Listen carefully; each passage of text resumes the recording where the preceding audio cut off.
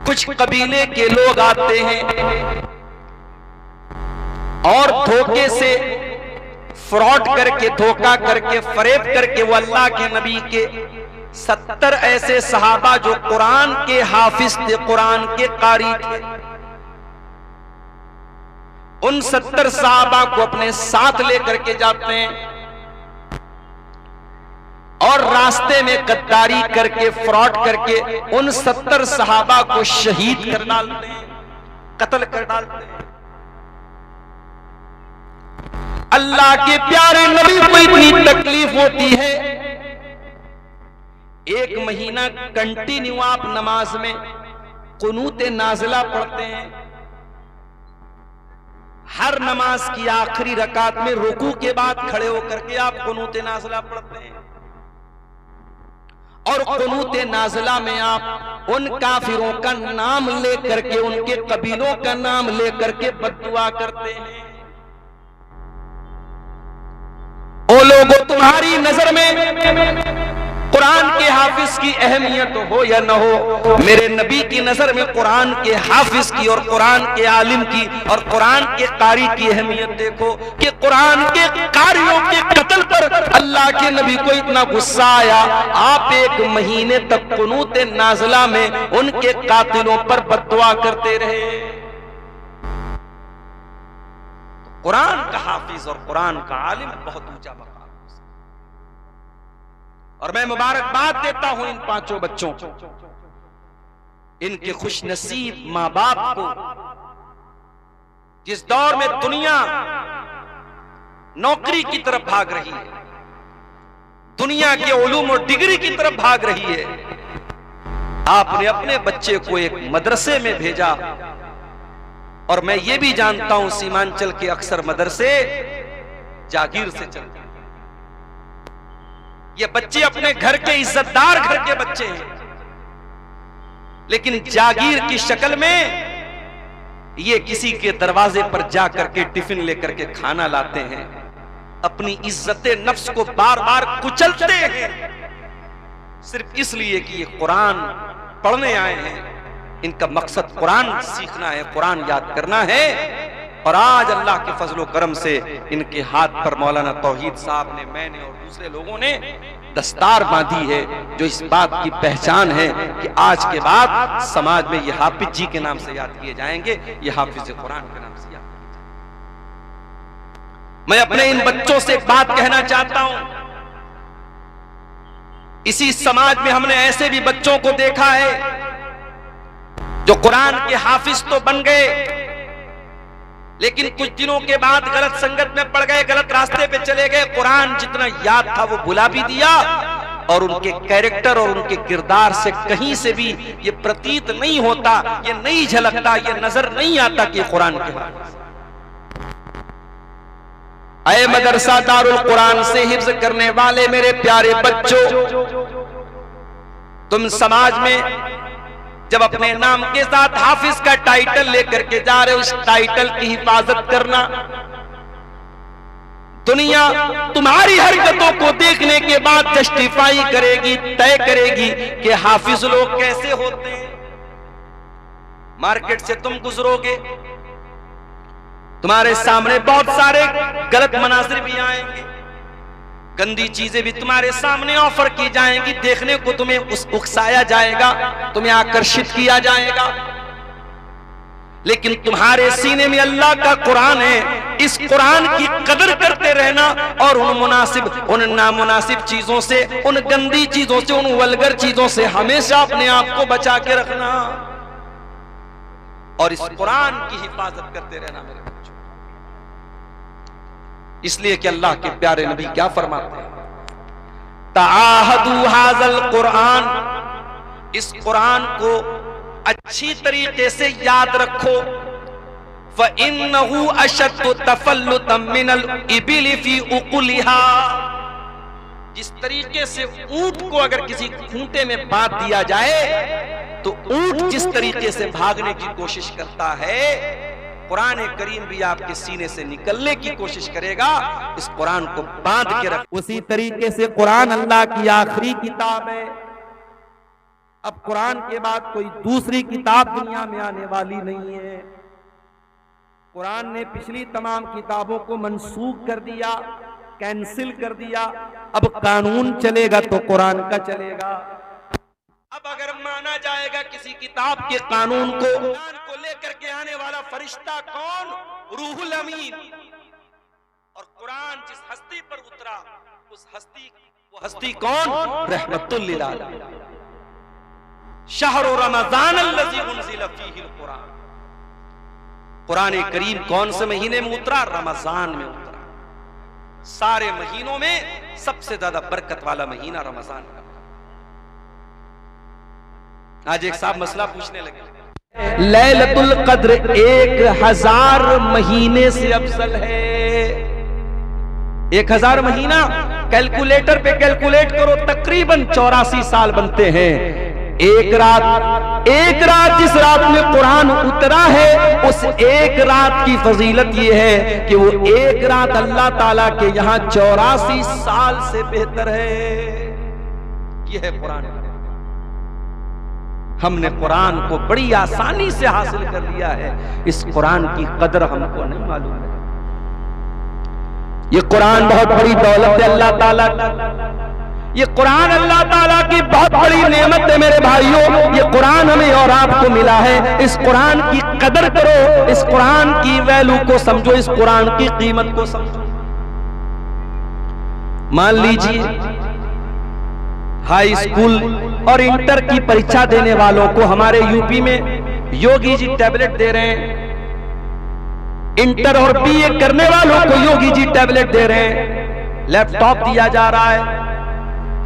उस टैबलेट को, उस लैपटॉप को एक स्टेट का मुख्यमंत्री दे रहा है तो उसकी बड़ी वैल्यू हो जाती है। अगर आपके मोबाइल पर मैसेज आ जाए, देश के प्राइम मिनिस्टर का मैसेज आ जाए, स्टेट के चीफ मिनिस्टर का मैसेज आ जाए और उसमें आपका नाम लिखा हो और आपको मुखातब किया गया हो, आप तो बाग बाग हो जाएंगे, इतनी बड़ी हस्ती का मेरे पास मैसेज आया। ओ लोगों, ये कुरान भी तो अल्लाह का मैसेज है। ये कुरान अल्लाह ताला का लास्ट मैसेज है। ये अंतिम संदेश है जो अल्लाह ने आपको दिया है। फरमाया शहरु रमज़ान अल्लज़ी उन्ज़िला फ़ीहिल कुरान हुदल लिन्नासि व बय्यिनातिम मिनल हुदा वल फुरक़ान। ओ लोगों, ये कुरान रमजान के महीने में उतारा गया है और ये कुरान सारी मानवता के लिए गाइडेंस का काम करता है, मार्गदर्शन का काम करता है। सही क्या है, गलत क्या है, खरा क्या है, खोटा क्या है, सच्चा क्या है, झूठा क्या है, शिर्क क्या है, तौहीद क्या है, ये कुरान आपको बताएगा। व बय्यिनातिम मिनल हुदा वल फुरक़ान, ये हक और बातिल को खोल खोल के बयान करने वाली किताब है। लाओ दुनिया की कोई और किताब, लाओ दुनिया की कोई और किताब। डॉक्टर जाकिर नायक पड़ोसी मुल्क के दौरे पर हैं। एक क्रिश्चियन ने सवाल किया, डॉक्टर साहब आपने बाइबल की फला आयत पढ़ी है, आपने गलत तरीके से कोट किया है। डॉक्टर साहब ने कहा, डॉक्टर जाकिर नायक ने कहा कि अगर मैंने गलत कोट किया है आप प्रूफ लाके दे दो, मैं मान लूंगा। अपनी दूसरी तकरीर में डॉक्टर जाकिर नायक बोलते हैं कि बाइबल के इंडिया के अंदर कई हजार नुस्खे हैं और उन हजारों नुस्खों में बहुत डिफरेंस है, बहुत फर्क है, बहुत फर्क है, बहुत अंतर है। बाइबल के अलग अलग एडिशन में बहुत अंतर। दूसरी तरफ आ जाओ कुरान के अंदर, उस्मान गनी रज़ी अल्लाह ताला अन्हु कुरान पढ़ते हुए शहीद किए गए और जब वो कुरान पढ़ रहे थे उस कुरान की कॉपी के ऊपर, उस कुरान के नुस्खे के ऊपर हजरत उस्मान गनी के खून के छींटे भी पड़े थे। अपने गिरबान में झांक के बताओ आखिरी बार तुमने कुरान को पढ़ा। हर शख्स अपने ऊपर गौर करे, उसने आखिरी बार बैठ करके आधा घंटा कुरान कब पढ़ा था, जरा बता दे। अब अगर मैं ये पूछूं कि आखिरी बार तुमने व्हाट्सएप कब देखा था, कहोगे 10 मिनट पहले। मैं पूछूं आखिरी बार तुमने फेसबुक पर रील्स कब देखी थी, मौलाना साहब अभी तकरीर सुनने के पहले तो देखी, तुमने लास्ट टाइम यूट्यूब के शॉर्ट्स कब देखे थे? अभी तो तकरीर में आने के, जलसे में आने के पहले हमने देखा था। यूट्यूब के लिए टाइम है, फेसबुक के लिए टाइम है, इंस्टाग्राम के लिए टाइम है, सोशल मीडिया के लिए टाइम है। अगर टाइम नहीं है तो कुरान के लिए टाइम नहीं है। वो लोगों, ये दिल मुर्दा हो चुके हैं, ये दिल कठोर हो चुके हैं, ये दिल सख्त हो चुके हैं। हमारे दिलों को कुरान अब अच्छा नहीं लगता, हमारे दिलों को कुरान, हमारे दिलों के ऊपर कुरान का असर नहीं होता है। अरे हमारे दिल की क्या हैसियत है? हमारा दिल तो गोश्त पोस्ट का बना हुआ मुलायम सा दिल होता है। कभी बकरा खस्सी ज़बा करते हैं आप, या बड़ा जानवर आप ज़बा करते हैं, देखा होगा आपका दिल कितना बड़ा होता है। दिल की क्या हैसियत है? हमारा दिल तो गोश्त पोस्ट का मामूली बना हुआ दिल है। अल्लाह कुरान में कहता है, कुरान के 28वें पारे में कहता है, सूरह हश्र की आयत नंबर 21 में कहता है, लौ अंज़लना हाज़ल कुरान अला जबलिन लरअयतहु खाशिअम मुतसद्दिअम मिन खशियतिल्लाह। ओ लोगों, इस कुरान को हमने किसी पहाड़ के ऊपर भी उतारा होता तो पहाड़ भी अल्लाह के खौफ से रेजा रेजा हो जाता, पहाड़ भी अल्लाह के खौफ से चूर चूर हो जाता, पहाड़ भी कुरान को सहन न कर पाता। ये कुरान इतनी ताकतवर किताब है, इतनी पावरफुल किताब है। वतिलकल अम्सालु नज़रिबु लिन्नासि लअल्लहुम यतफक्करून। वो लोगों, तुम्हारा परवरदिगार मिसालें बयान कर रहा है, तुम गौर क्यों नहीं करते? उमर इब्न खत्ताब को देखो, इस्लाम के बड़े कट्टर दुश्मन हैं, अभी इस्लाम कबूल नहीं किया है। इस्लाम के बड़े कट्टर दुश्मन है उमर बिन खत्ताब। एक दिन खाने काबा के पास से गुजर रहे हैं, अल्लाह के प्यारे नबी कुरान की तिलावत कर रहे हैं। उमर फारूक के कानों में कुरान की आयत पहुंचती है। उमर फारूक के दिल में ख्याल आता है, इतनी अच्छी किताब है, इतना अच्छा कलाम है, ये जरूर किसी शायर की शायरी है, ये जरूर कोई पोएट्री है, कोई कविता है, कोई शायरी है। शायरी पसंद है ना? हमारे मऊ से उसैद नाम का ये बच्चा आया है। क्यों आया है भाई? आपको नाते सुना रहा है, हम्द सुना रहा है, कलाम सुना रहा है, शायरी पसंद है। पिछले साल एक प्रोग्राम में मैं आया था, कहीं पर अदनान प्रतापगढ़ी को मैंने देखा, उनको बुलाया गया, छोटा सा बच्चा है, उसको बुलाया जा रहा है, सुफियान को बुलाया जा रहा है। शायरी पसंद होती है इंसान को, शायरी में एक अट्रैक्शन होता है। उमर फारूक ने कुरान को सुना, कुरान अच्छा लगा, कुरान दिल को भाया, कुरान ने दिल को आकर्षित किया। उमर इब्न खत्ताब ने कहा कि जरूर ये किसी शायर की शायरी है। अभी उमर इब्न खत्ताब के दिल में ये ख्याल आया था, अल्लाह के नबी ने कुरान की आयत पढ़ी, वमा हुवा बिक़ौलि शाइर क़लीलन मा तुमिनून। ओ लोगों, ये कुरान किसी शायर की शायरी नहीं है, ये कुरान कोई पोएट्री नहीं है, ये कुरान कोई कविता नहीं है। तुम लोग ईमान कम रखते हो, कुरान कोई शायरी नहीं है। जब ये ख्याल रिजेक्ट हो गया, हजरत उमर सोचने लगे कि अगर ये कुरान शायरी नहीं है तब इतना अच्छा क्यों लग रहा है? इसका मतलब कि कुरान मैजिक है, कुरान जादू है, कुरान किसी काहिन की कुहानत है। कुरान के जरिए मोहम्मद रसूलुल्लाह हमारे दिलों को अपनी तरफ माइल कर रहे हैं। अभी उमर इब्न खत्ताब के दिल में ये ख्याल आया कि अल्लाह के नबी ने कुरान की अगली आयत पढ़ दी, वला बिक़ौलि काहिनिन क़लीलन मा तज़क्करून। ओ लोगों, ये कुरान किसी जादूगर का जादू भी नहीं है, ये कुरान किसी काहिन की कुहानत भी नहीं है। तंज़ीलुम मिर रब्बिल आलमीन, ये कुरान तो अल्लाह ताला ने नाजिल किया है, रब्बुल आलमीन ने नाजिल किया है। हजरत उमर के दिल पर चोट लगी, उनका दिल थोड़ा सा सॉफ्ट हुआ, मगर अभी इस्लाम उन्होंने कबूल नहीं। एक दिन बड़े गुस्से में तलवार लेकर के निकले, रास्ते में एक सहाबी मिले, हजरत नुआइम रज़ी अल्लाह तआला अन्हु ने पूछा, उमर कहां जा रहे हो?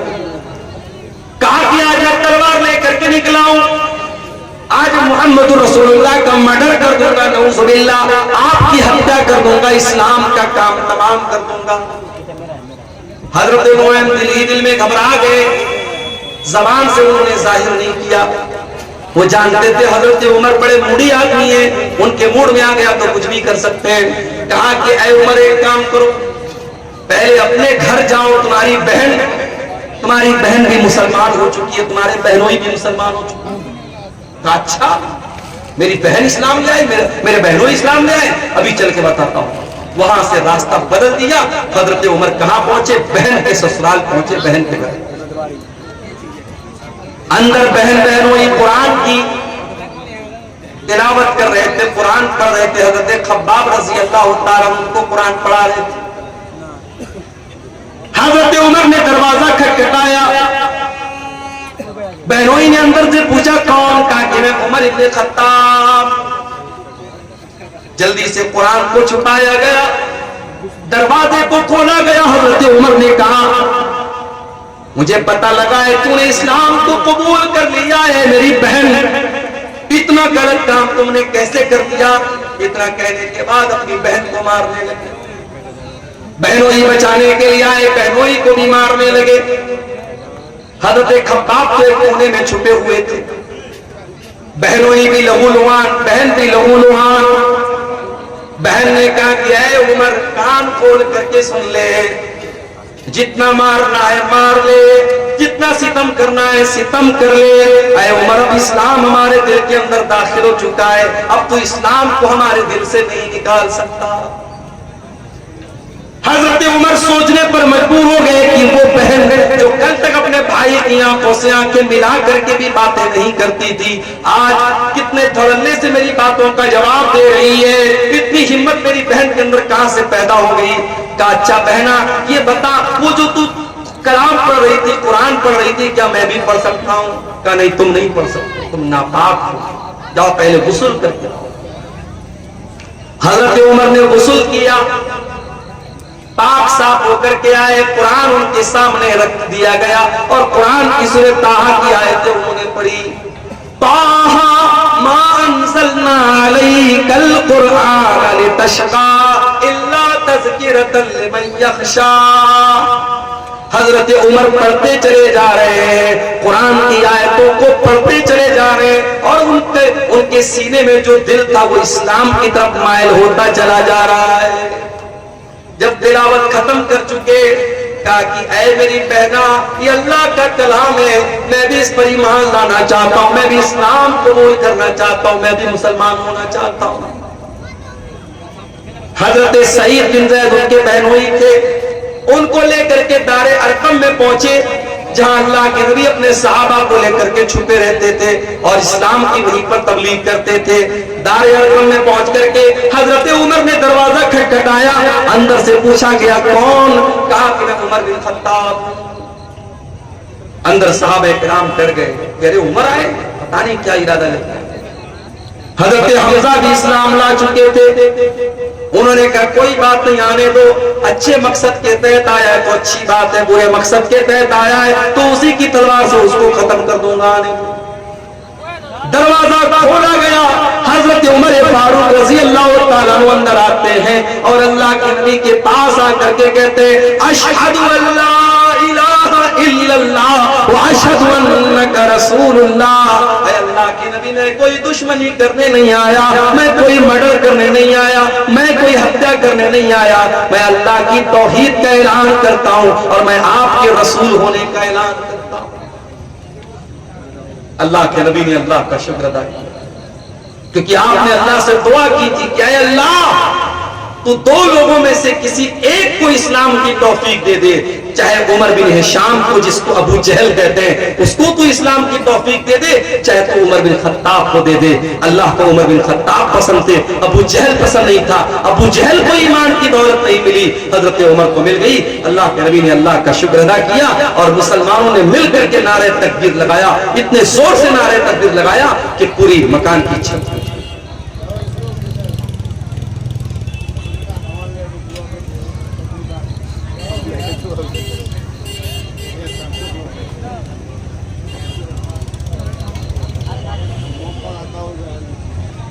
क्या नाम है? कोई मोहम्मद अताउर रहमान भाई है, बहुत बीमार है, तकलीफ में, उन्होंने मदरसे को 1000 का ताउन पेश किया है। अल्लाह उन पे चंदा कबूल करे, उनकी बीमारी से उनको शिफा दे। तो कुरान करीम मेरे भाइयों हजरत उमर फारूक के दिल को बदलने में कामयाब हो गया। वही कुरान हमारे पास मौजूद है कि कुरान हमारे ऊपर क्यों असर नहीं डालता। नमाजों में कुरान पढ़ा जा रहा है, तरावी में कुरान पढ़ा जा रहा है, तकरीरों में कुरान पढ़ा जा रहा है, जुमा के खुतबों में कुरान पढ़ा जा रहा है, मगर दिल के ऊपर कोई असर नहीं हो रहा है। आओ मैं जवाब देता हूं। कुरान का पहला पारा खोलो, अल्लाह फरमाता है तुम्मा कसत कुलूबुकुम मिन बादि ज़ालिका फहिया कल हिजारति औ अशद्दु क़स्वा। ऐ यहूदियों, तुमने इतने गुनाह किए, इतने अल्लाह को नाराज करने वाले काम किए कि तुम्हारे दिल कठोर हो गए, तुम्हारे दिल सख्त हो गए, इतने सख्त हो गए भैया कल हिजारती औ अशद्दु क़स्वा, तुम्हारे दिल पत्थरों के जैसे कठोर हो गए, पत्थरों से ज्यादा सख्त हो गए तुम्हारे दिल कठोर हो गए हमारे। इस दिल पर अब कुरान का कोई असर नहीं हो रहा है। इस कुरान को सुनकर के डाकू लोग ईमान ले आते थे। फुज़ैल इब्न अयाज़ नाम का एक डाकू, जिसका काम लोगों के मकान की छतों पे जाकर के छापा मारना और डाका डालना है। फुज़ैल इब्न अयाज़ डाका डालने के लिए एक मकान की छत पे कूदता है। रात का सन्नाटा है, रात का टाइम है। फुज़ैल इब्न अयाज़ डाका डालने गया है, चोरी करने गया है, माल हड़पने गया है। वो रात के सन्नाटे में कोई अल्लाह का बंदा कुरान की तिलावत कर रहा था और कुरान की आयत फुज़ैल इब्न अयाज़ के कानों में पड़ जाती है। अलम यान लिल्लज़ीना आमनू अन तख़शा क़ुलूबुहुम लिज़िक्रिल्लाह। क्या ईमान वालों के लिए अभी वो समय नहीं आया, वो टाइम नहीं आया, वो वक्त नहीं आया जब ईमान वालों के दिल अल्लाह का कलाम सुन करके पिघल जाए? जब ये आयत सुनी फुज़ैल इब्न अयाज़, फौरन उसके दिल पर असर। डाकू है, चोर है, डाका डाल के अपना खर्चा चलाता है। कुरान की आयत सुनी, डायरेक्ट दिल पर असर। उसने कहा नहीं है अल्लाह, टाइम आ चुका है, टाइम आ चुका है अल्लाह, तौबा करता हूं तेरी बारगाह में, आज के बाद चोरी नहीं करूंगा, आज के बाद डाका नहीं डालूंगा। और चश्मे पलक ने वो मंजर भी देखा।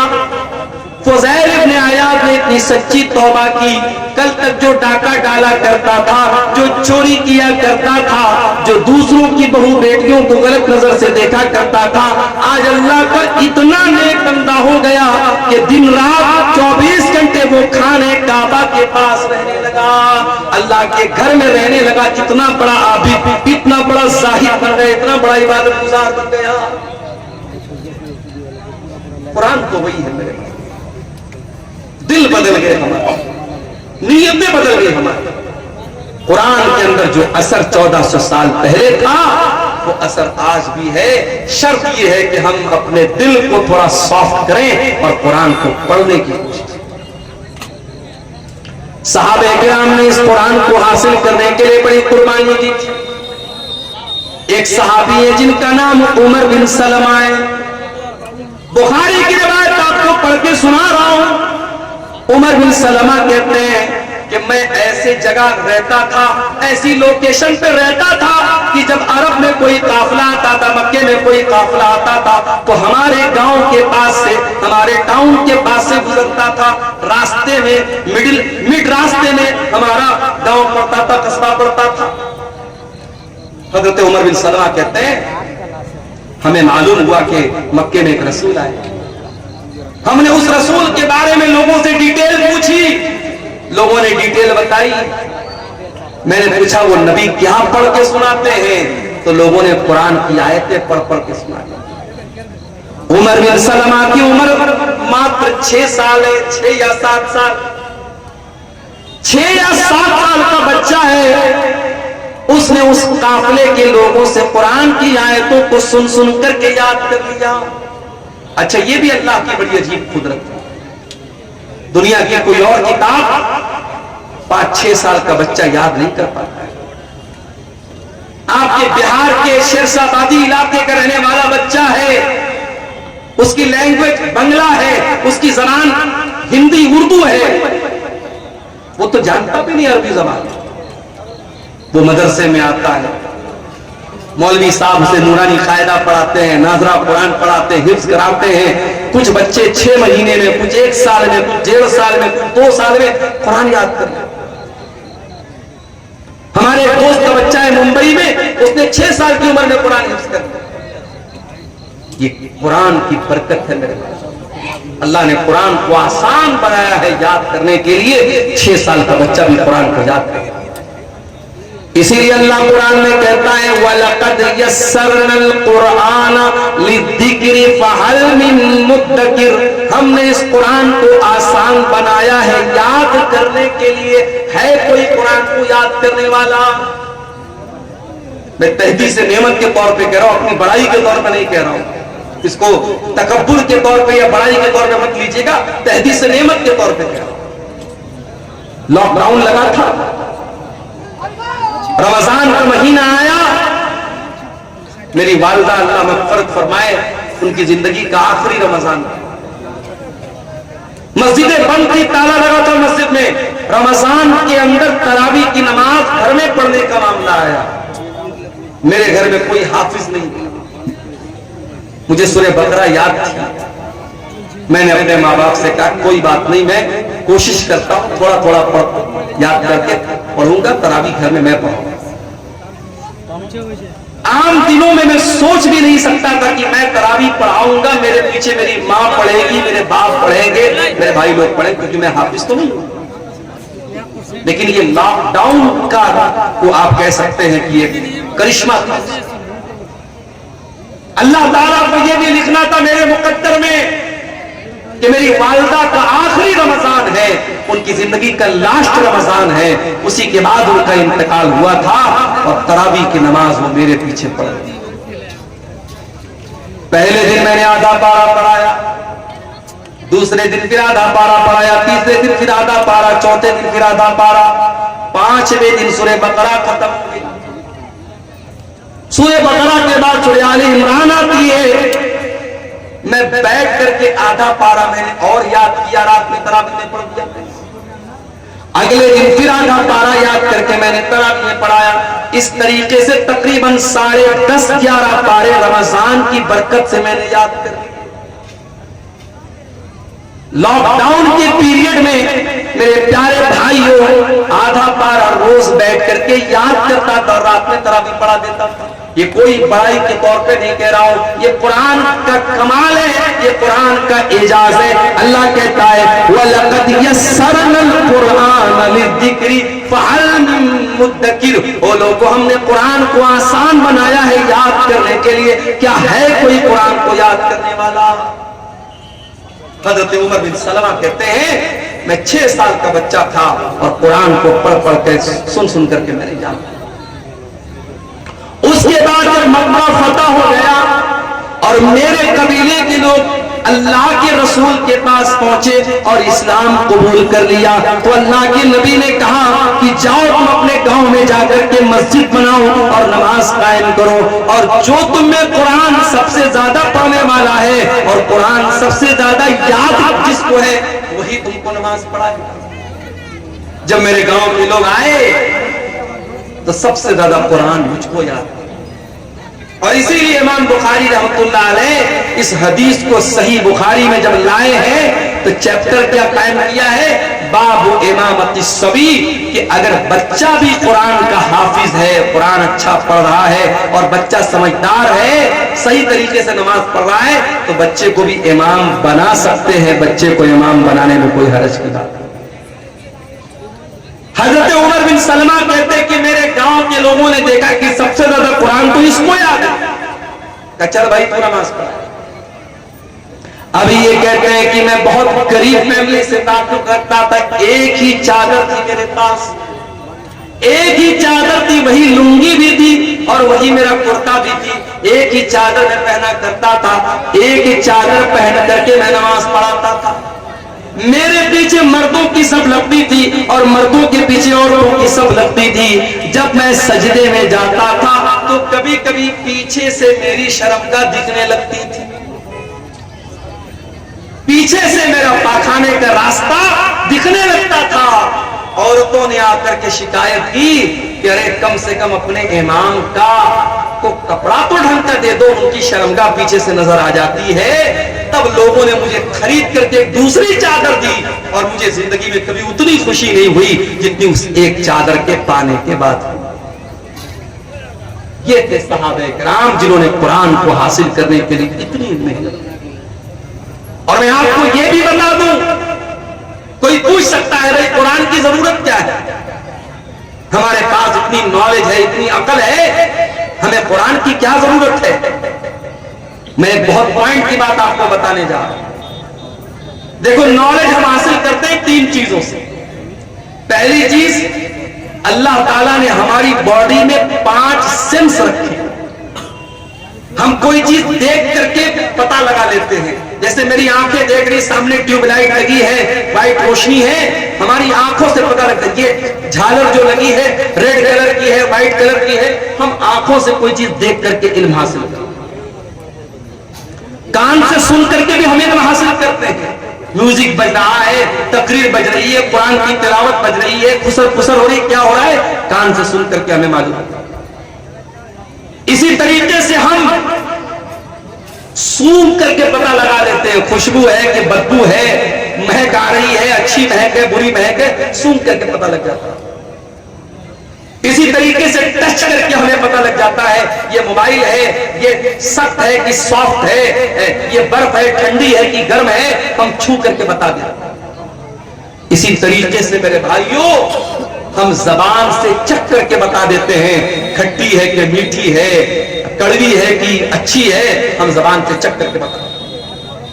अल्लाह ताला ने हमारी बॉडी में 5 सेंस रखे हैं। हम देख करके, सुन करके, चख करके, टच करके हम पता लगा सकते कि कौन सी चीज है। मगर कभी कभी हमारे ये 5 जो सेंस है, ये कभी कभी धोखा खा जाते हैं। मिसाल के तौर पर आप ट्रेन में बैठे हुए, ट्रेन की खिड़की के पास आप बैठे हुए, आपकी आंखों को ऐसा लग रहा है कि ट्रेन के बाहर जितने पेड़ पौधे हैं, जितने घर और मकानात सब चल रहे हैं, सब मूव कर रहे हैं, हरकत कर रहे हैं, आंखों को लग रहा है ऐसा। मगर रियल में ऐसा नहीं है। रियल में क्या ट्रेन चल रही है, कोई पेड़ नहीं चल रहा है, कोई मकान नहीं चल रहा है, मगर आंखों को ऐसा लग रहा है कि मकान चल रहा है, पेड़ चल रहा है। तो आंखें धोखा खाती। आपको बुखार है, फीवर हो गया आपको, मैं आपके पास मीठी चाय लेके आया, आपने पिया, कहा अरे यार अब्दुल गफ्फार साहब आपने बड़ी फीकी चाय पी। चाय तो मीठी है, मगर आपकी जबान धोखा खा गई। क्यों? आपको फीवर है, बुखार है। पता ये चला कि ये 5 सेंस जो हमारी बॉडी में है, ये कभी कभी धोखा खा जाते हैं। और जब ये धोखा खाते हैं तो कौन सी चीज हमें बताती है कि सही क्या है, गलत क्या है? हमारी अक्ल बताता है, हमारा ब्रेन बताता है, हमारा माइंड बताता है। मगर माइंड भी कभी कभी धोखा खा जाता है। मिसाल के तौर पर आप शादी करते हैं, आपकी मां आपके लिए रिश्ता देखने जाती है, अक्ल कहती है कि अरे रिश्ता देखने के लिए बाहर जाने की क्या जरूरत है, इसकी बहन मौजूद है ना, इसकी बहन इसी घर में रहती है, इस घर के सारे तौर तरीके जानती है, बहन से शादी क्यों नहीं करा देते? अक्ल कहती है जब शादी ही करना है तो बाहर क्यों रिश्ता देख रहे हो, घर के अंदर क्यों नहीं कर लेते? मगर यहां अक्ल की नहीं चलेगी, यहां चलेगी अल्लाह की वही क्या कहती है, अल्लाह की शरीयत क्या कहती है, अल्लाह का कुरान क्या कहता है। और अल्लाह का कुरान कहता है कि बहन और बेटी से शादी नहीं कर सकते।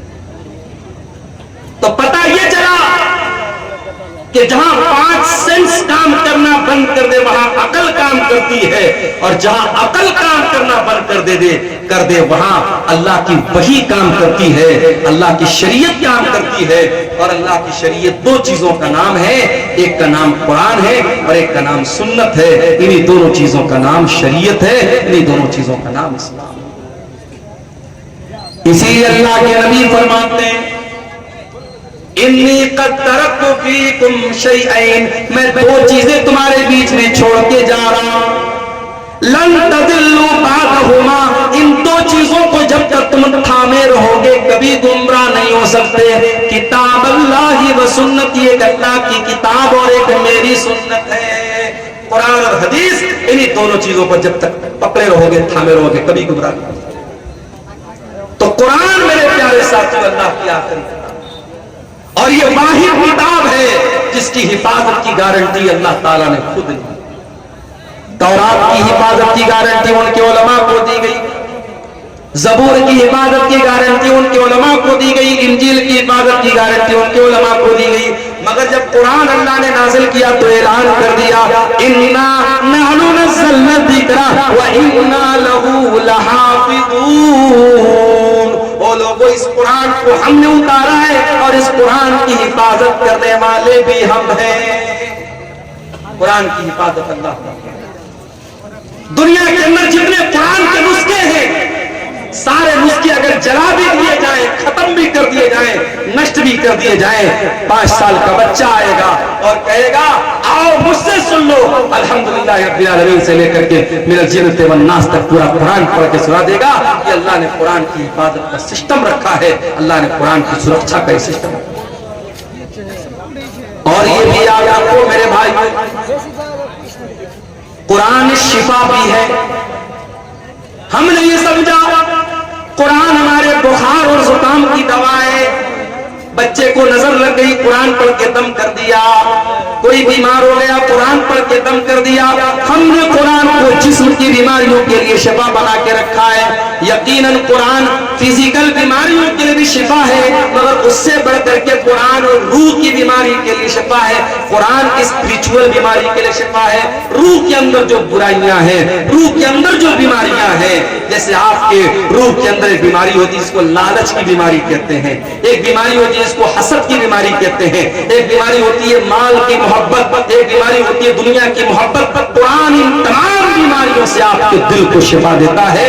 अल्लाह कुरान में कहता है, या अय्युहन्नास क़द जाअतकुम मौइज़तुम मिर रब्बिकुम व शिफ़ाउन लिमा फिस्सुदूर। ओ लोगों, ये कुरान तो बहुत बड़ी नसीहत है और कुरान तुम्हारे दिल की बीमारियों के लिए शिफा है। बरकत वाली किताब है। दुनिया की कोई और किताब पढ़ोगे आपको सवाब नहीं मिलेगा, कुरान पढ़ोगे सवाब मिलेगा। कितना सवाब मिलेगा? अल्लाह के नबी फरमाते हैं, मन करा हरफम मिन किताबिल्लाह, जो कुरान का एक हरफ पढ़ेगा, फलहू हसनतुन, तो उसको एक नेकी मिलेगी। वल हसनतु बिअशरि अमसालिहा, और एक नेकी का सवाब अल्लाह ताला के यहाँ 10 नेकी के बराबर है। तो एक हरफ पढ़ने पर आपको 10 नेकी मिलेगी। अल्लाह के नबी फरमाते हैं, जब तुम अलिफ लाम मीम पढ़ोगे तो तुमको एक नहीं 30 नेकी मिलेगी, क्योंकि अलिफ अलग एक हर्फ है, लाम अलग एक हर्फ है, मीम अलग एक हर्फ है। सवाल पैदा हुआ है, अल्लाह मैं शेरशाबादी हूं, मैं बंगला भाषी हूं, मैं कुरान जब पढ़ता हूं तो मेरी जबान नहीं चलती है, मैं कुरान अटक अटक करके पढ़ता हूं, मैं कुरान को फ्लुएंटली नहीं पढ़ पाता हूं, मैं रफ्तार के साथ कुरान नहीं पढ़ पाता हूं। आय अल्लाह, मेरी जबान लड़खड़ाती है कुरान पढ़ने के टाइम, तो क्या मुझे कुरान पढ़ने का सवाब मिलेगा कि नहीं मिलेगा? अल्लाह के नबी फरमाते हैं, वल्लज़ी यक़रउल कुरान व हुवा यतातऊ, जो अटक अटक के कुरान पढ़ रहा है, उसकी जबान से सही तरीके से अदा नहीं हो रहा है, उसकी लैंग्वेज अलग है, उसकी भाषा अलग है, वो कुरान को अटक अटक करके पढ़ रहा है, उसको डबल सवाब मिलेगा, दोहरा सवाब। अल्लाह की कुदरत और अल्लाह के खजाने में कोई कमी नहीं है। आप दूसरी भाषा जानते हैं और ये भी कोई बहाना नहीं है। आपको मालूम होगा, हरम के एक इमाम गुजरे हैं, इंतकाल हो गया उनका नाम कारी अय्यूब था। कारी अय्यूब कहां के रहने वाले थे? बर्मा के रहने वाले थे, म्यांमार के रहने वाले। बर्मा के रहने वाले थे, कारी अय्यूब हरम के इमाम बने थे, मक्के के इमाम बने थे, अल्लाह को प्यारे हो गए। जाओ जरा यूट्यूब पर सर्च कर लेना, कारी अय्यूब की तिलावत इतनी बेहतरीन होती थी, इतनी प्यारी होती थी कि जब वो तिलावत करते थे तो रूह पर एक अजीब सा वज्र तारी हो जाता था और बड़ा अच्छा लगता था। वो बर्मा के रहने वाले थे, उनकी भाषा अरबी नहीं थी, मगर उन्होंने मेहनत किया, कुरान के हाफिज बने, कुरान के कारी बने, हरम के इमाम बन गए, मक्के के इमाम। इसलिए आपकी भाषा अगर अलग है तो ये इस बात की अलामत नहीं है कि आप कुरान नहीं पढ़ सकते। और आगे बढ़िए, जो बच्चा कुरान का आलिम है, कुरान का हाफिज है, कुरान का कारी है, कल अल्लाह ताला अगर वो कुरान का सही तरीके से उसने कुरान को पढ़ा होगा, कल अल्लाह ताला जन्नत में उसको दाखिल करेगा और उससे कहा जाएगा इकरा वर्तकी कमा कुंता तुरत्तिलु फिद दुनिया। ऐ कुरान पढ़ने वाले, जिस तरीके से तू कुरान को ठहर ठहर करके दुनिया में पढ़ता था, तू खींच खींच करके कुरान को पढ़ता था, तू जन्नत की सीढ़ियों पर चढ़ता चला जा, तू कुरान को पढ़ता चला जा और जन्नत की सीढ़ियों को तय करता चला जा। हो लोगों, हम कितने बड़े बदनसीब हैं, कुरान पढ़ करके हम जन्नत की सीढ़ी पर चढ़ सकते हैं। अल्लाह हमको जन्नत में जाने का रास्ता बता रहा है, मगर हम जन्नत की सीढ़ी में चढ़ने को तैयार नहीं है। हमसे बड़ा बदनसीब कौन होगा? अखबार पढ़ने के लिए टाइम है हमारे पास, चाय के होटलों में बैठकर 2-2 घंटे बैठ करके पॉलिटिक्स पर और नीतीश कुमार और तेजस्वी और मोदी और योगी पर बात करने के लिए हमारे पास टाइम नहीं है। तो कुरान पढ़ने के लिए टाइम नहीं है, हम टाइम पास करते हैं, मगर कुरान पढ़ने के लिए हमारे पास टाइम नहीं। मेरे भाइयों, ये कुरान आपके दिलों में जिंदगी पैदा करता है। अल्लाह की कसम खा करके कहता हूं, किसी अच्छे कारी की आवाज में जरा कुरान को सुनो, म्यूजिक भूल जाओ। म्यूजिक तो आपके दिल को मुर्दा करता है। म्यूजिक के बारे में बाज़ उलमा ने लिखा है कि म्यूजिक जो होता है ये ज़िना का दरवाजा खोल देता है। म्यूजिक जो होता है ना, वो आपकी शहवत को भड़काता है, आपकी इच्छाओं को जागृत करता है, आपकी जो डिजायर्स है उसको वो भड़काता है। लेकिन कुरान आपके अंदर अल्लाह का डर करता है। इसीलिए अल्लाह के नबी कुरान को पढ़ते भी थे और सुनते भी थे। एक मर्तबा आपने अब्दुल्ला बिन मसूद से कहा, अय अब्दुल्ला, तुम मुझे कुरान पढ़ के सुनाओ। अच्छा, मैं स्टेज पर आता हूं ना तो कुछ बच्चे जो है वो सेल्फी लेने चले आते, मौलाना साहब एक सेल्फी लेना चाहते, तो मुझे एक बात याद आई। अब सेल्फी भी लेते हैं तो माशाअल्लाह वो आजकल फिल्टर चलता है ना, फिल्टर स्नैपचैट का बड़ा फिल्टर चलता है, हमारे नौजवान लड़के लगा ले। एक लड़का मेरे साथ सेल्फी ले रहा था, कोई फिल्टर उसने यूज किया, ऐसा लग रहा था होंठों पे लिपस्टिक है। मैंने कहा भाई पहले हटा इसको, अजीब व गरीब शक्ल आने लगती है। एक साहब ने मेरा फोटो मुझे को भेजा, बड़ी बड़ी दाढ़ी रखी थी, कहा मौलाना आपके ऊपर बड़ी बड़ी दाढ़ी बहुत अच्छी लगेगी। मैंने कहा मेरा ये फोटो आपको कहां से मिला? बोले मैंने एडिट किया है, फिल्टर किया। तो फिल्टर करके आजकल बहुत कुछ हो रहा है। मैं आपसे कहता हूं कि फोटो को फिल्टर मत करो, अपने आप को फिल्टर करो। इंसान दुबला होता है, जिम जाता है कि मेरी बॉडी सही हो, लेकिन अगर आपके अंदर ईमान की ताकत है तो आप दुबले पतले भी हैं तब भी अल्लाह के प्यारे हो सकते। जरूरी नहीं है कि आप बॉडी बिल्डर बने तभी अल्लाह के प्यारे बनेंगे। हाँ, गुटखा खा करके अपने आप को दुबला मत करो। जितने गुटखा खाने वाले लड़के ना, वो हजरत मूसा अलैहिस्सलाम का वाकया याद है तुम्हें?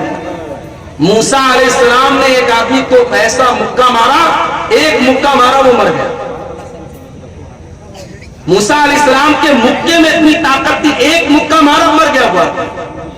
और आजकल हमारा नौजवान गुटखा खा खा करके इतना कमजोर हो चुका है कि वो किसी को मुक्का मारेगा तो खुद ही गिर जाए। तो गुटखा खा करके अपने आप को बर्बाद मत करो। बाज़ लोग कहते हैं साहब गुटखा हराम नहीं है, तंबाकू हराम नहीं है, बीड़ी हराम नहीं है। क्यों हराम नहीं है? कहते मकरूह है। तंबाकू और बीड़ी और सिगरेट और गुटखा को जो लोग मकरूह कहते हैं वो दीन का मजाक उड़ाते हैं। क्योंकि गुटखा, तंबाकू, बीड़ी, सिगरेट, खैनी ये तमाम चीजें आपके शरीर को बर्बाद कर रही हैं, और जो चीजें आपके शरीर को बर्बाद करे वो हराम है, वो मकरूह नहीं है। माफ, मकरूह किसको बोलते हैं? एक सवाल भी मेरे पास, मेरी जेब में पर्ची रखी हुई है। एक साहब ने सवाल किया, मौलवी साहब जरा इस मसले को बयान कर दीजिएगा कि एक आदमी जंगिया पहनकर और गमछा रख करके साल की साल नमाज पढ़ाता है और मसला बयान करता है कि नमाज हो जाएगी। देखो, नमाज हो जाएगी एक अलग मसला है, और नमाज उसी हालत में पढ़नी चाहिए अलग मसला है।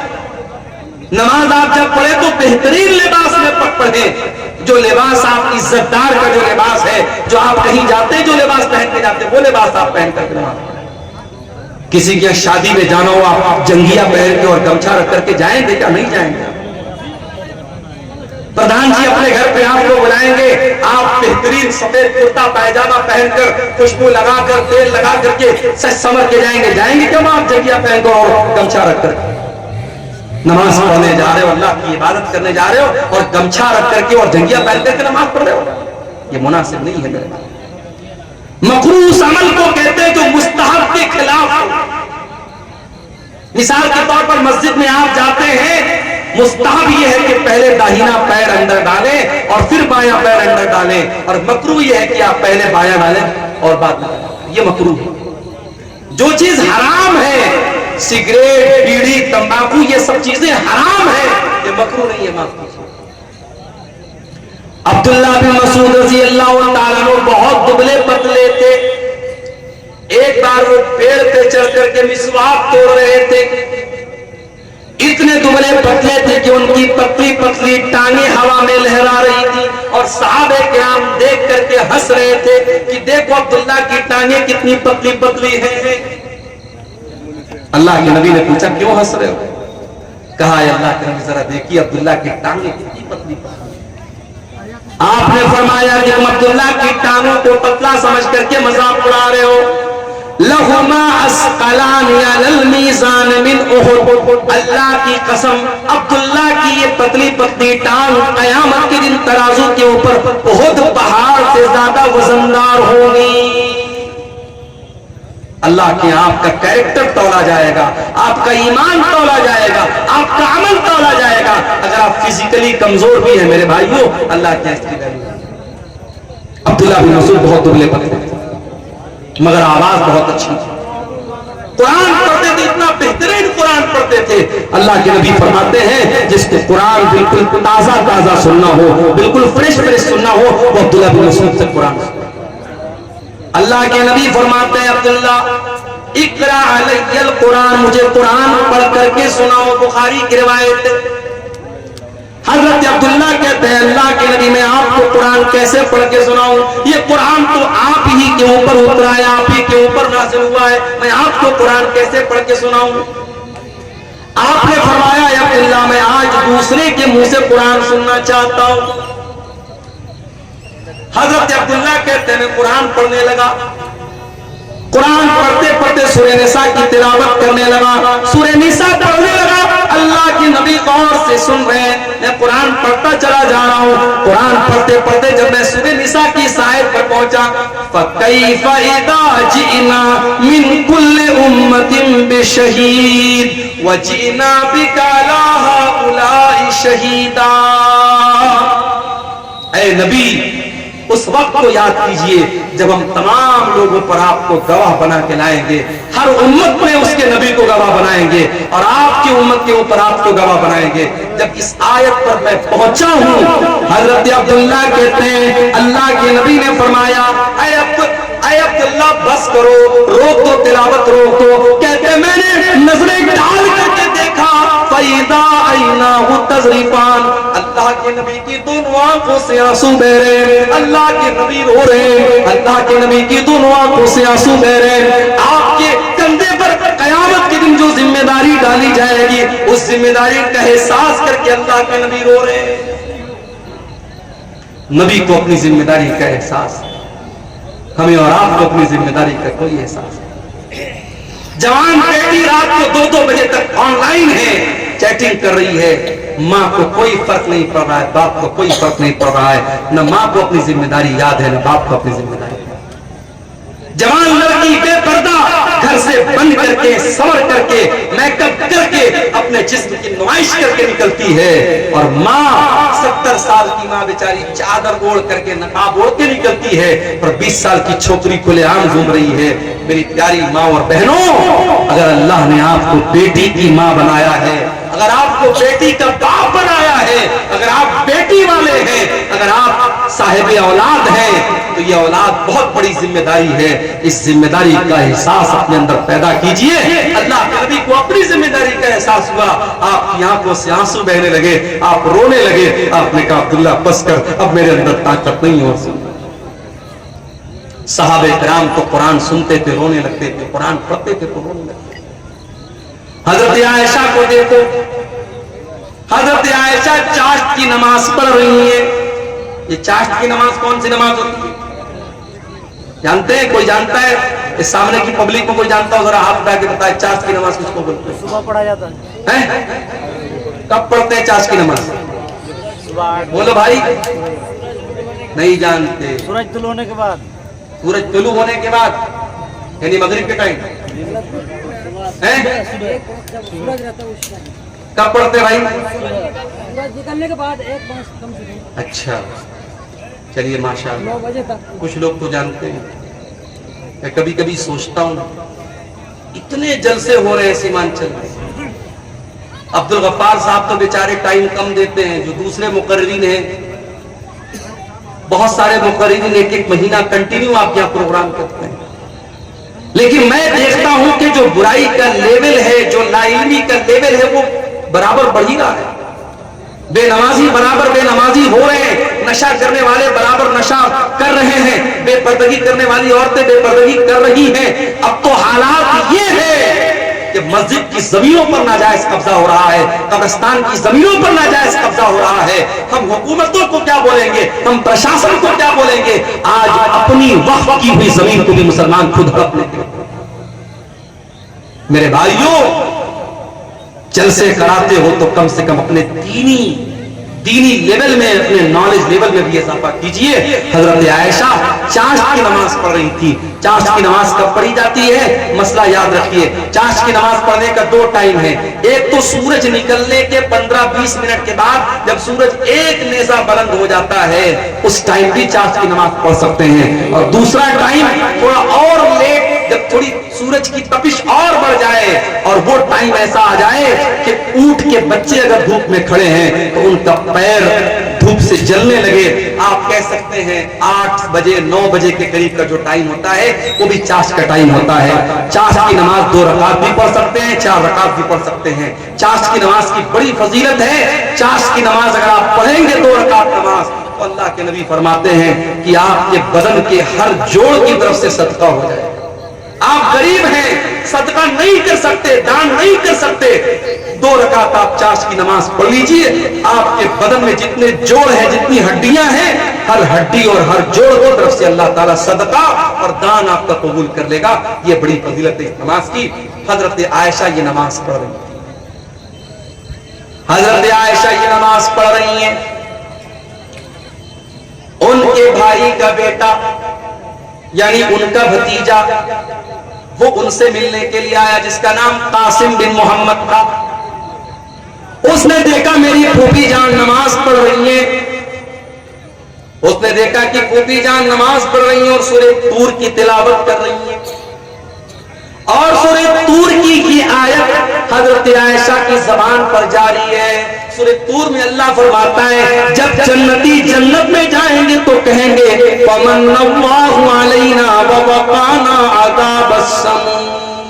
अल्लाह ने हम जन्नतियों पर बहुत बड़ा एहसान किया कि अल्लाह ने हमको जहन्नम की आग से बचा लिया। हजरत आयशा इसी आयत को पढ़ रही है और वो रोती चली जा रही है। उनके दिल में ये ख्याल है कि आय अल्लाह, काश तू आयशा आयशा को भी अपने उन खुशनसीब बंदों में शामिल कर दे। उनके भतीजे कासिम बिन मोहम्मद कहते हैं मैंने देखा कि फूफी जान सूरे तूर की ये आयत पढ़ रही है और रो रही है। मैं वहां से मार्केट चला गया, मैं वहां से बाजार चला गया, मैंने अपना सौदा सलफ लिया और बहुत देर के बाद मैं वापस आया। मैंने क्या देखा? मैंने देखा कि मेरी फूफी जान उसी हालत में खड़ी है और उसी आयत को रिपीट कर रही है और रो रही है और पढ़ रही है फमन्नल्लाहु अलैना व वक़ाना अज़ाबस्समूम। ये थी नबी की बीवी जो कुरान को पढ़ते हुए रो रही है। कुरान उनके दिलों पर असर करता था। आज तो हम कठोर दिल के लोग कब्रिस्तान में मुर्दे को दफनाने जाते हैं, वहां पर भी हा हा करके हंसते रहते हैं। कब्रिस्तान में खड़े होकर के हम दुनिया की बातें करते हैं, पॉलिटिक्स की बातें करते हैं, राजनीति की बातें करते हैं, जबकि अल्लाह के प्यारे नबी जब कब्रिस्तान जाया करते थे, अंसारी साहबी का जनाजा है, जनाजे को कब्र में उतारा जा रहा है, अल्लाह के नबी कब्र के किनारे बैठे हुए और आपके सहाबा भी आपके आसपास बैठे हुए हैं। आपने कब्र को देखा और कब्र में अपने सहाबी की लाश को उतरते हुए देखा। अल्लाह के नबी रोने लगे, फबका, आपकी आंखों से आंसू बहने लगे और आप भी रोने लगे और आपके आसपास जितने सहाबा थे वो सब रोने लगे। और अल्लाह के नबी अपने सहाबा से कहने लगे लेनिस्ले हाज़ा फ़अइतू या इख़वानी, ऐ मेरे भाइयों, ऐ मेरे सहाबा, इस कब्र की तैयारी करो, यहां तुम सबको आना है। बनारस से एक मर्तबा मैं एक प्रोग्राम में जा रहा था, तकरीबन 150-200 किलोमीटर दूर एक जगह पड़ती है शाहगंज, मैं वहां प्रोग्राम में जा रहा था। हमारे एक साथी थे, कार चला रहे थे, रास्ते में एक जंगल आया, अचानक उनकी हेडलाइट ने काम करना बंद कर दिया। जंगल के बीच में हेडलाइट ने काम करना बंद कर दिया, खूब अंधेरा, जंगल के बीच में कार खड़ी है, हम कार के अंदर हैं, एसी चल रही है, लेकिन लाइट बंद हो गई, अंधेरा हो गया, तो हमारे दिल और दिमाग में डर की एक लहर दौड़ गई। गौर करो मेरे प्यारे भाइयों, हम कब्र के अंदर जब जाएंगे, हमारे माँ बाप हमको दफनाने के बाद, हमारे बच्चे हमको दफनाने के बाद, हमारे रिश्तेदार हमको दफनाने के बाद मिट्टी अपने हाथ से झाड़ करके चले जाएंगे। मुनकर नकीर आएंगे, उस कब्र की तारीकी में हमारे पास कोई मोबाइल का टॉर्च नहीं होगा जिसको हम जला सके, कोई एसी और कूलर नहीं होगा जिसकी हवा खा सके। मुनकर नकीर आएंगे और 3 सवाल करेंगे, मन रब्बू का, मन नबियों का, माँ दीनों का। ऐ अल्लाह के बंदे, तू बता तेरा रब कौन है, तू बता तेरा दीन क्या है, तू बता तेरे नबी कौन है। और ये 3 सवालों का जवाब मैथमेटिक्स की बुक्स में नहीं मिलेगा। इन 3 सवालों का जवाब विज्ञान और साइंस की किताबों में नहीं मिलेगा। इन 3 सवालों का जवाब हिस्ट्री और इतिहास की किताब में नहीं मिलेगा, भूगोल की किताब में नहीं मिलेगा, हाई स्कूल और इंटर के सिलेबस में नहीं मिलेगा। इन 3 सवालों का जवाब मदरसा दारुल कुरान अजीजिया के जो बच्चे जिस किताब को पढ़ के हाफिज हुए हैं, इस किताब के अंदर मिलेगा। कुरान जवाब देगा इन 3 सवाल का, तेरा रब कौन है, तेरा दीन क्या है, तेरे नबी कौन है। और जब बंदा सही जवाब देगा, मेरा रब अल्लाह है, मेरा दीन इस्लाम है, मेरे नबी मोहम्मद सल्लल्लाहु अलैहि वसल्लम है, तो फरिश्ता पूछेगा कि तुझे ये सवाल, इन सवालों का जवाब तुझे कैसे पता चला? तो बंदा कहेगा करा तो किताब अल्लाह, आय अल्लाह मैंने कुरान को पढ़ा था, मैंने अल्लाह की किताब को पढ़ा था, कुरान पढ़ा था, इसलिए मैंने इन 3 सवालों का जवाब दिया। तो मेरे भाइयों, उस किताब पर आप मेहनत करो। उस किताब के पढ़ने वाले यहाँ बच्चे पढ़ रहे हैं। मदरसों को हकीर मत जानो मेरे भाई, मदरसों में पढ़ाने वाले इन मौलवियों को हकीर मत जानो। कमेटी के लोगों ने मुझको पर्ची दी है कि मौलवी साहब जरा चंदे के लिए बोल दीजिए, चंदा बहुत कम हुआ है। ये अफसोस की बात है, तकलीफ की बात है। इसी आपके शेरशाबादी समाज में फजूल कामों के लिए लाखों रुपए खर्च हो जाते हैं। मुशायरा हो जाए, अभी लाखों रुपए खर्च हो जाएगा, कोई फजूल चीज हो जाए, कोई खेल हो जाए, कोई नाच गाना हो जाए, लाखों रुपया आप खर्च करने के लिए तैयार हो जाएंगे। इस साल भर के मदरसे का बजट आपके इस चंदे से चलता है। और आज अगर जलसे वालों को उर्दू भाषी मुकर्रिर से ये कहना पड़े कि चंदा कम हुआ है, आप ताउन की अपील कीजिए, तो ये हमारे और आपके लिए चुल्लू भर पानी में डूब पड़ने का मकाम है। मैं तो यही कह सकता हूं, अनुरोध कर सकता हूं, निवेदन कर सकता हूं, गुजारिश कर सकता हूं कि भाई ये मदरसे के बच्चे हैं, कुरान पढ़ाने वाले बच्चे हैं, जो हो सके दिल खोल के ताउन करो। अपनी माँ बहनों से कहूंगा कि जाना तो इस इदारे का भरपूर ताउन करके जाना कि इसी मकसद के लिए जलसा हो रहा है। और आपको एक बात बताऊं, मैं मेरे नबी की एक सुन्नत आपको बता रहा हूं। मेरे नबी ने अपनी फैमिली की जरूरत को कुर्बान करके अपने मदरसे के स्टूडेंट की जरूरत को पहले पूरा किया।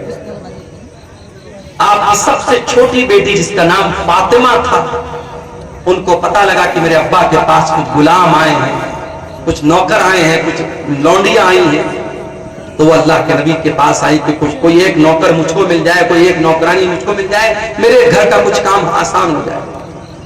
हजरत फातिमा की मुलाकात अल्लाह के रसूल से नहीं हुई। हजरत फातिमा ने अल्लाह के नबी को पैगाम अपना पहुंचा दिया हजरत आयशा के जरिए कि मेरे अब्बा आए तो बता देना कि आपकी बेटी आई थी और गुलाम आए हैं, एक गुलाम आपकी बेटी को मिल जाए या एक लौंडी आपकी बेटी को मिल जाए तो बेटी का काम आसान। अल्लाह के नबी शाम को आते आपको मालूम होता है कि आपकी बेटी गुलाम के लिए आई थी, नौकर के लिए आई थी। बुखारी के अल्फाज, अल्लाह के नबी शाम को अपनी बेटी के घर पहुंचते हैं। हजरत अली कहते हैं हम दोनों मियां बीवी बिस्तर पर बैठे हुए थे, अल्लाह के नबी आते हैं, दरवाजा खटखटाते हैं, अंदर आते और बिस्तर पे आकर के अपनी बेटी और दामाद के बगल में बैठ जाते हैं और अल्लाह की नबी अपनी बेटी से कहते हैं, ऐ मेरी बच्ची, मुझे पता चला कि तू गुलाम लेने के लिए मेरे पास आई थी, तू लौंडी लेने के लिए मेरे पास आई थी। ऐ मेरी बच्ची, अभी तो मेरे मदरसे के जो तलबा है, जो असहाबे सुफ़्फ़ा है, जो दीन हासिल करने के लिए जो मेरे गरीब साहबा मस्जिद में रहते हैं, ऐ मेरी बच्ची, उनके खाने का इंतजाम नहीं है, उनके जीने का इंतजाम नहीं है। ऐ मेरी बच्ची, इन गुलामों को बेच करके पहले मैं उनका इंतजाम करूंगा, उसके बाद मैं देखूंगा मेरी बेटी को क्या जरूरत है। अल्लाह, नबी की सुन्नत को भी आज जिंदा करने की जरूरत है मेरे भाइयों। अल्लाह के नबी ने पहले अपनी बेटी की जरूरत को पूरा नहीं किया, पहले अपने मदरसे के बच्चों की जरूरत को। हकीर न जानो मदरसे के बच्चों को। अल्लाह के नबी फरमाते खैरुकुम मन तअल्लमल कुरान व अल्लमहु, तुम में सबसे बेहतरीन इंसान वो है जो कुरान को सीखता है, जो कुरान को सिखाता है, जो कुरान का टीचर है, जो कुरान का स्टूडेंट है, उससे बेहतरीन कोई इंसान नहीं है। आपकी नजर में साइंस पढ़ाने वाले की सैलरी कितनी होनी चाहिए? 20,000। आपकी नजर में गणित पढ़ाने वाले टीचर की सैलरी कितनी होनी चाहिए? 15,000। कुरान पढ़ाने वाले टीचर की 10,000, 8,000, 6,000। अभी बंगाल में हमारा एक दोस्त रहता है, एक मदरसे में पढ़ाता है। बंगाल में ममता बनर्जी जो है, वहां इमाम को भी कुछ सैलरी देती है, बेचारा अपने मोहल्ले की मस्जिद में इमामत भी कराता है, मदरसे में। प्राइवेट मदरसे के जो नाजिम होते हैं, जो कमेटी होती है, जो सेक्रेटरी होती है, वो अपने आप को मोदी और योगी से भी बड़ा डिक्टेटर समझते हैं। उस मदरसे की कमेटी के लोगों ने क्या कहा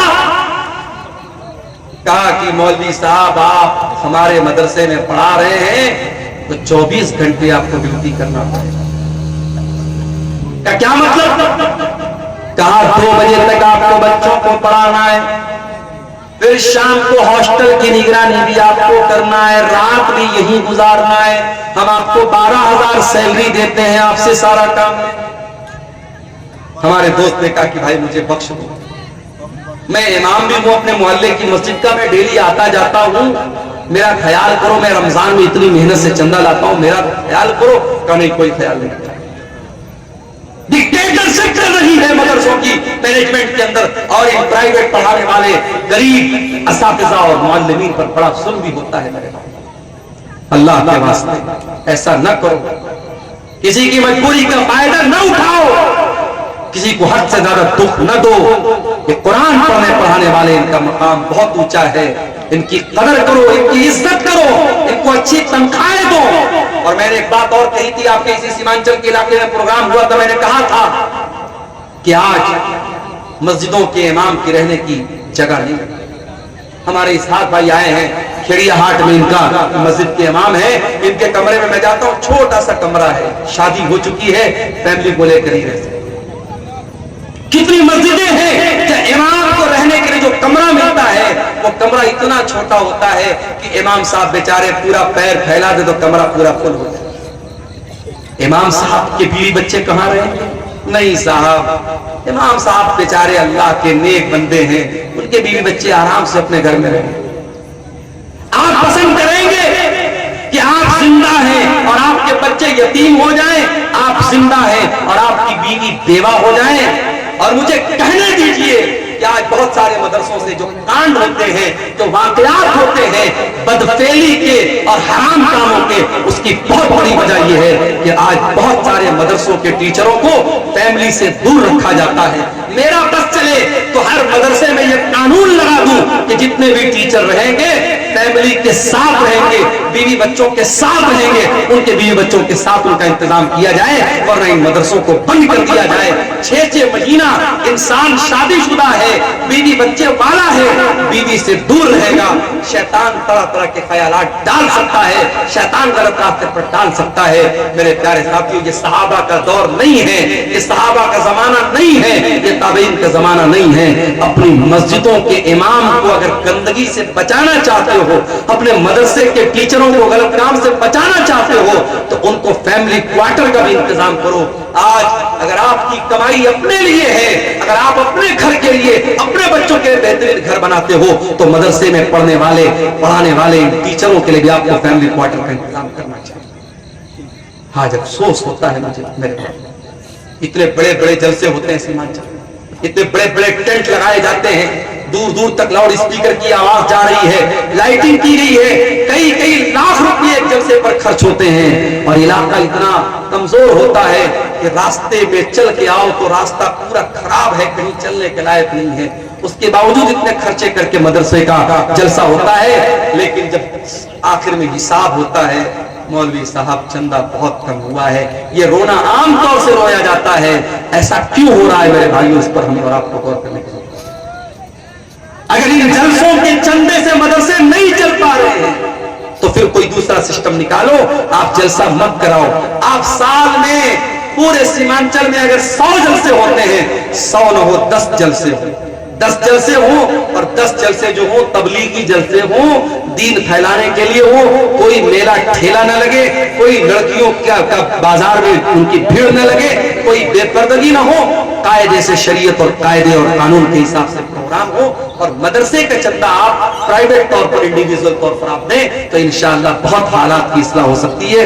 मगर मसला वही है, हमसे जब कोई पूछता है सीमांचल का क्या हाल है, जबान पर वही लाइन आती है, वही है चाल बेढंगी जो पहले थी वो अब, वही है चाल बेढंगी जो पहले थी वो अब भी है। दुनिया कहां से कहां पहुंच गई, सीमांचल का इलाका आज वहीं का वहीं है।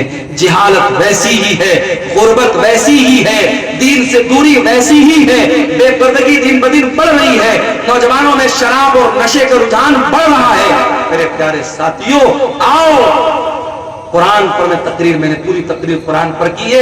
एक बड़ी खास बात और आखिरी बात बयान करके बात खत्म करूंगा कि कुरान पर अमल भी हमें और आपको करना है। सिर्फ कुरान को पढ़ना कमाल नहीं है, कुरान को सुनना कमाल नहीं है, कुरान पर अमल भी हमें और आपको करना है। हजरत उमर फारूक के पास एक आदमी आया, उसने हजरत उमर से कहा, ऐ उमर तुम हमारे साथ नाइंसाफी करते हो, ऐ उमर तुम हमारे साथ नाइंसाफी करते हो, हमें पैसा नहीं देते हो, हमें तोहफा नहीं देते हो। हजरत उमर बड़े गुस्से वाले आदमी, हजरत उमर को गुस्सा आ गया, उनका हाथ उनकी तलवार की तरफ जाने लगा। उनके दरबार में एक आदमी था, उसने कहा कि ऐ उमर इब्ने खत्ताब, क्या आपने अल्लाह का कलाम नहीं पढ़ा है, क्या आपने रब का कुरान नहीं पढ़ा है? अल्लाह कुरान में कहता है खुदिल अफ़्वा व अमुर बिल उर्फ़ी व आरिद अनिल जाहिलीन। अल्लाह कुरान में कह रहा है कि ऐ मेरे बंदो माफ कर दिया करो और नेकी का हुक्म दिया करो और जाहिलों से मुंह न लगा करो, जाहिलों को नजरअंदाज किया करो। ऐ उमर ये इंसान जाहिल है, इसके मुंह न लगिए, इसको नजरअंदाज कर दीजिए। जब कुरान की आयत पढ़ी गई हजरत उमर सरेंडर हो गए, हजरत उमर फौरन ठंडे पड़ गए। और हदीस के अल्फाज हैं, बुखारी की रिवायत है, वकान वक़ाफन इंद किताबिल्लाह। हजरत उमर की आदत थी अगर कुरान पढ़ा जाता था और कुरान का कोई हुक्म पेश किया जाता था, हजरत उमर फौरन सरेंडर हो जाते थे और मान लेते थे। मेरे अजीजों, कुरान की रोशनी में अपनी इस्लाह करो। कुरान कहता है नमाज कायम करो, मस्जिदें आज वीरान है। कुरान कहता है जिना के करीब मत जाओ, और आज जिना के अड्डे मुसलमानों से आबाद है। कुरान कहता है वला युब्दी नसीनतहुन्ना, औरतें बेपर्दगी न करें, और आज हमारी और आपकी औरतें बेपर्दगी कर रही हैं। कुरान कहता है नशे के करीब मत जाओ, और आज हमारा नौजवान नशा कर रहा है। कुरान कहता है नमाज अपने टाइम पर पढ़ो, हमारा नौजवान आज नमाज से दूर है। कुरान कहता है लोगों से बेहतरीन अखलाक से पेश आओ, हमारा